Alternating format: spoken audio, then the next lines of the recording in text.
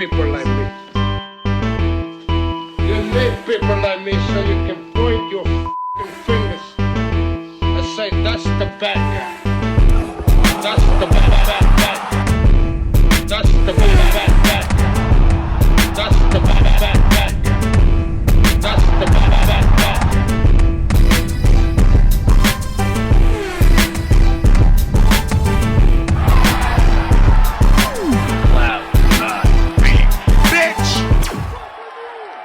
Welcome to the mother relay. We're covering today's top boxing news.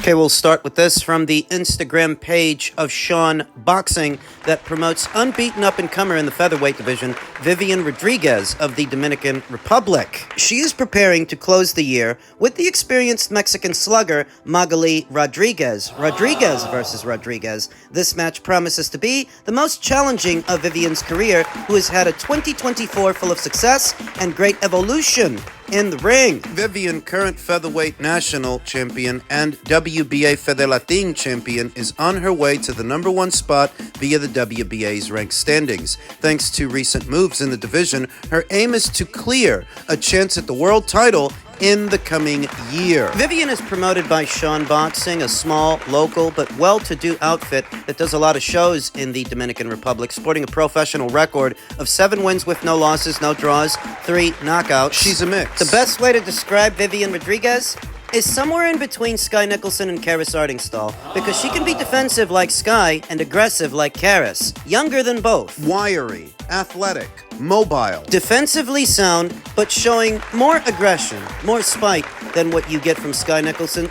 Vivian tries for more punches than Sky does. The aesthetic of her fights, there is a bit more action than what you would get from Sky, competing in the same division as Sky and aspiring to become a champion there via the WBA. And so she will be facing experienced veteran Magali Rodriguez of Mexico, who sports professional record of 25 wins with 7 losses, 4 draws, 11 knockouts, having been knocked out 2 times in 36 professional bouts, currently on a 3-fight winning streak. You may have seen Magali Rodriguez opposite the ring Caroline Dubois last year in September. She managed to go the distance. That was all the way up there at 135 pounds. This fight will be at 126. So you figure that if she was durable enough to take Caroline Dubois' best for 10 rounds, she'll be durable enough to go the distance with Vivian, likely losing a points decision. And so this will be Magali Rodriguez's 3rd fight of this year. She fought once in March, then again in August, and she will cap off the year with this fight in December opposite the ring Vivian Rodriguez, who also saw action earlier this year in August. Vivian debuted as a professional last year, fought 6 times last year, not as productive this one. She only fought once, and that was in August against Liliana Martinez, who she beat by way of a unanimous decision over 10 rounds. This will be Vivian's 2nd fight of this year, and what she's doing is fortifying her position via the WBA's ranked standings to come one step closer to fighting for the full title. Currently, Vivian is ranked at number 2. Mexico's own Joanna Chavarria Lopez is ranked at number 1. If Vivian wins this fight in December, it's conceivable that she will advance to the number 1 spot, get in position to challenge this division's interim champion, Spain's own Jennifer Miranda, who we've talked about in a previous video, and how the next full WBA champion may be decided between Jennifer Miranda and Vivian Rodriguez. Doesn't Amanda Serrano still have the WBA title? The full WBA title, she does, but you figure that win or lose this weekend, it's hard to imagine she's going to drop all the way back down to 126 after having fought 2 times at 140. Both Amanda and Katie, jointly, I think, are approaching the end of their careers. There really isn't much to do, and given how much money they both stand to make this weekend, it's hard to imagine that Amanda and Katie are going to be around all that much longer. So it's conceivable that Amanda may drop the 2 remaining titles she holds in the featherweight division, the WBA title being one among them, and thus, if it goes vacant, if she drops it, the next WBA champion may be decided between Jennifer Miranda and Vivian Rodriguez, provided that Vivian takes care of business in December, and I think she's going to. I've got Vivian on points. I think she will outpoint Magali Rodriguez and thereby ascend to the #1 spot. The landscape has already started to change dramatically. Sky Nicholson of Australia's got the WBC title. Nina Menke of Germany, she's got the IBF. I feel like after this weekend, it's only a matter of time before Amanda drops the WBA title. So things are definitely shaking, rattling, and rolling in the featherweight division, and Vivian Rodriguez is one to watch out for. She's someone that could become a major player at the weight in the next 2 to 3 fights. She'll be back in action next month opposite the ring Magali Rodriguez, who I anticipate she's going to outpoint. She's going to win a points decision. Elsewhere in the world of boxing, Conor Benn's provisional suspension is lifted again. A second look at the situation involving Conor and his inexorable ring return at some point next year. Where will he come back? At middle? At welter? A recap that even though the WBC initially cleared Benn of any wrongdoing, he was placed under provisional suspension by United Kingdom anti-doping in March of last year before the NADP lifted that suspension in July. Benn, who has since fought twice in America, was then returned to a state of provisional suspension following a successful appeal by the British Boxing Board of Control and UKAD against that NADP ruling. The appeal was granted and Benn was suspended. But now that suspension has once again been lifted by the NADP, and a spokesperson for UKAD said, UKAD notes that professional boxer Mr. Conor Benn made some public comments regarding the outcome of proceedings before the independent National Anti-Doping Panel. UKAD can confirm that it received the decision of the independent National Anti-Doping Panel this afternoon. The panel concluded that it was not comfortably satisfied that UKAD had proved that Mr. Benn had committed an anti-doping rule violation for the use of clomiphene. The provisional suspension previously in place has been lifted, and the charge against him has been consequently dismissed. Left to speculation is whether or not UKAD and the BBBOC will go after Conor Benn again, drag this out even further. Let's hope that they don't, because this has gone on long enough. The question is, where will Conor Benn return when he does return? At 160 for Chris Eubank or at 147? Obviously, there's a lot of money in a Chris Eubank Jr. fight, a lot of interest, at least in the United Kingdom. But in the event that doesn't pan out, because Chris is with Boxer now, he's with Ben Shalom, boxing on Sky. If for whatever reason that fight doesn't happen for Conor, will he drop down to 147? That's where he was. The welterweight conversation as of late has been centered around Jaron Ennis and his attempts to unify this division. But on the heels of his latest title defense, the conversation has now become about him moving up, him leaving welterweight to box Virgil Ortiz. And if he leaves the welterweight division, he takes a lot of money with him. A lot of interest. This is the welterweight division that Conor Benn would be theoretically moving back to. And in the absence of Jaron Boots Ennis, Conor Benn would become the money man at that weight. The only guy with major money and major promotion behind him, because Brian Norman, forget it, Mario Barrios, Stenionis, none of these guys got major money behind them. Not a single one. And so you often hear it said about today's welterweight division that it has greatly diminished. It's not as good as it used to be. I think that's because these guys aren't fighting. I mean, it's not because there's nobody there. It's because the people that are there, the champions, aren't fighting.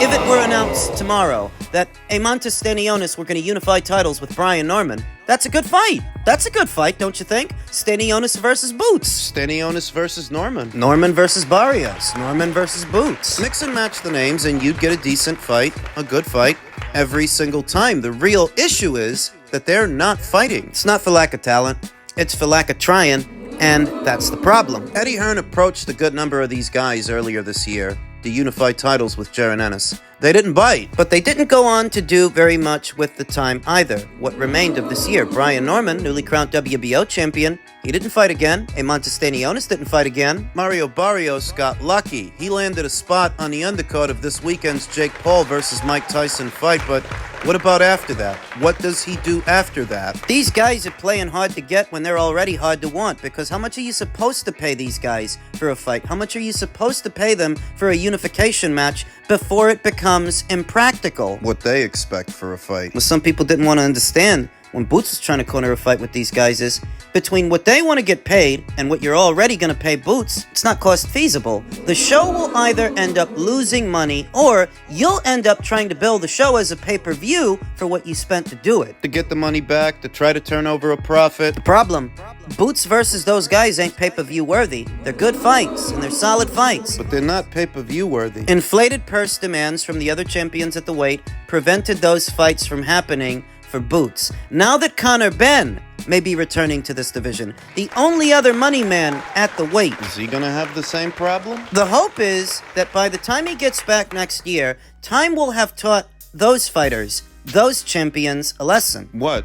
Time is of the essence. A professional boxer only has but so many prime years before Father Time catches up. And it's in those prime years you hope to make most of your money. You have to strike while the iron is hot, and the opportunities are there. You guys wanted to play games when Jaron Ennis approached you. Allowed more time to pass, as you did nothing with it. But you've got bills to pay, just like everybody else, and you by yourself, well, you don't make what Jaron Ennis makes. You don't have the luxury of time. Playing hard to get when you're hard to want for money that nobody else is offering you, that before you walk away from Eddie Hearns' offer, what other prospects do you have? What other offers are on the table? None. So that by the time that Conor Benn gets back to the sport, and perhaps back to the welterweight division next year, and Eddie Hearn perhaps makes you an offer to fight him, you will have softened your stance and lowered your expectations. You need to. And so some of these champions might actually be a bit more receptive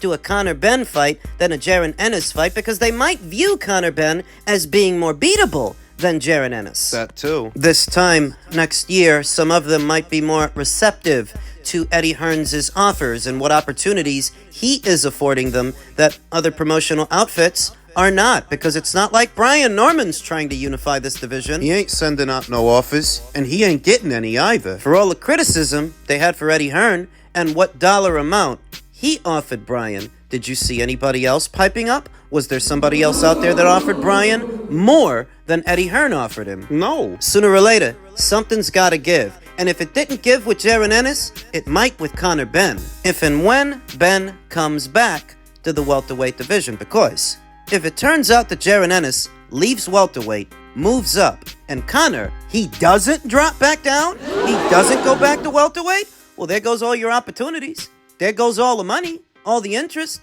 You guys ain't generating any. Elsewhere in the world of boxing, TGB Promotions, which is just another way of saying PBC, seems to have placed a hold on the T-Mobile Arena in Vegas for February 1st of next year, and rumor has it it's for the David Benavidez versus David Morrell fight in tandem with Gervonta Davis's ring return opposite the ring, Frank Martin, that all of that has been rescheduled. They're pairing those two fights together the same way they did earlier this year. David Benavidez's fight with Vosdick and Gervonta's fight with Frank Martin. All rumored to be going down February 1st, what looks to be the PBC's very first show of the coming year, once again on Amazon Prime. David Benavidez versus David Morrell as a fight, just a fight. You can't complain about it. It's what you want. For some time now, people have been asking David Benavidez to take David Morrell on. Now he's going to. And what may have influenced his decision to finally taking this guy on after 1 or 2 years of putting the fight off when they were both at 168. Why is he now fighting him at 175? Well, the PBC don't have that many fight dates or that much money, so they can't just go spending what they have on some filler fight. They just don't have the money to burn, the resources. In the days of Showtime, they could have conjured up any number of nobodies to keep David Benavidez busy, but now, times are tough, resources are scarce. And what may have influenced his decision to finally take this guy on is that the PBC is operating out of necessity. Out of a need. A deteriorating situation that is further accented by the pay-per-view's price point. In all likelihood, this fight is going to run the consumer $80 to $90. Early next year, when everybody's still going to be recovering from all the money they spent during the Yuletide season. It's not ideal. Though in this tumultuous boxing landscape, is there ever really an ideal time to charge the boxing fans $80 to $90? I mean, David Morrell versus David Benavidez is a good fight, but you're getting the same or better fights for far less money from Turkey El Sheikh that He's gone as far as dropping the price point for his pay-per-views down to $19-20. So why should this cost 4 times more? I saw content creator Najee react to the news by saying Benavidez versus Morrell is going to be one of the best fights of 2025. 2 top guys in their prime fighting doesn't happen all that often. Gotta salute them guys in PBC for making the big fights happen. This is not a big fight. You just saw the 2 most accomplished fighters at this same weight fight each other for no additional charge on ESPN for what was the undisputed championship at light heavyweight. So why should watching 2 contenders fight each other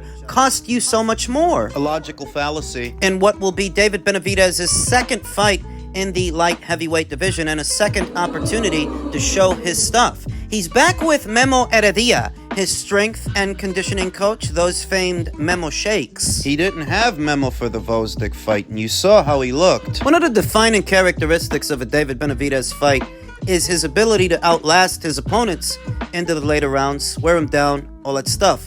But for the first time in a Vosdick fight, he's the one who got tired. He's the one who got worn down, his output slowed, didn't look the same, couldn't keep his shape. That was without Memo. Now with him, I expect to see a better David Benavidez, and you can make of that what you will. What are you insinuating? You know what I'm insinuating. If he got rid of the guy upon moving up to 175, didn't like how he performed, and didn't like how he felt, when he rehires him, it's for a reason. It's an intriguing matchup, though grossly overpriced. David Morrell has the right base style for the job. David Morrell is a boxer-puncher. The issue is, in terms of experience, David Benavidez has got him beat. David Benavidez has far more fights, more rounds in the bank against a better quality of competition, better than David Morrell's. So that evens things up. David Benavidez, who only fought once this entire calendar year, this upcoming fight in February is intended to serve as a segue to then face the winner of Better Beeve versus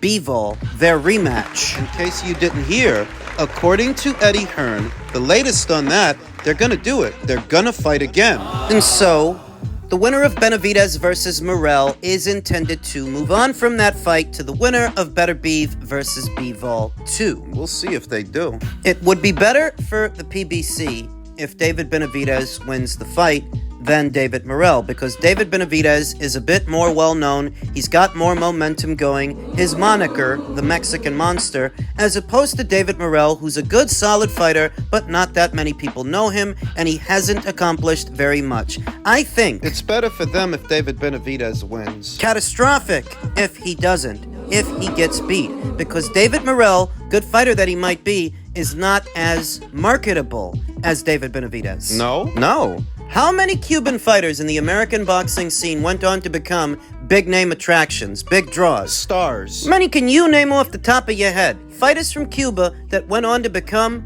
big ticket sellers in America. Thus, it's better for the PBC if David Benavidez wins over David Morrell. I think David Morrell's got to knock him out. They may both be PBC fighters, but I think they're a bit more invested in David Benavidez than David Morrell, and I don't think David Morrell can get a fair shake on the cards. He's got to take it out of the judge's hands, so there could be funny business. I have to admit, it's intriguing.